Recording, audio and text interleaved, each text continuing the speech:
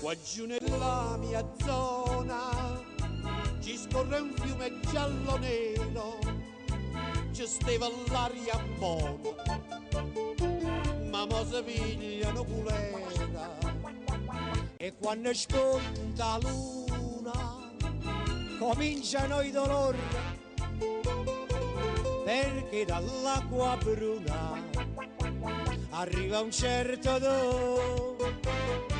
Tu vedi galleggiare una gatta bianco-nera, nasce le baccalà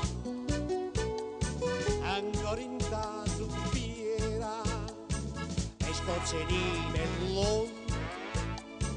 banane e turze vere, fumiezza provolone e Beppo Salumiera.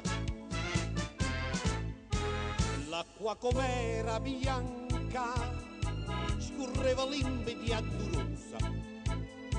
e ogni ragazza stanca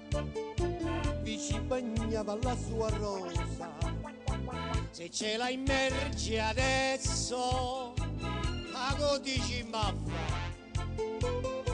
per via che il fiume è un cesso, a rosa fa sfrunna, la pummarola va sull'acqua puzzolente, insieme a un cane già galleggia lentamente, quattro in quantità, insieme a una pelle vacca, dicimmo la verità, chi sta in un ciume e cacca. È inutile a parlarne, a mia sei ciume più inquinato, modestamente usarne, a noi c'erate un primato, perché sta tutta gente sempre orgogliosa va, o ciume più fatente, oggi lo teniamo qua, una zoccola così, viaggia sull'acqua scura, quartetto viernari,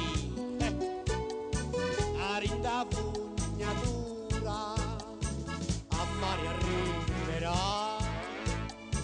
coppa un copertone, sta aspettando là,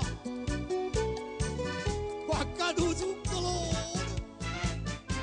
trovando a passare, mentre tornava a chiusi, stretti galleggia, 230 struzzi, erano chilli là, che assevano al governo, e il sarno scorre e va, portandolo all'inferno. Tornava a villeggiare,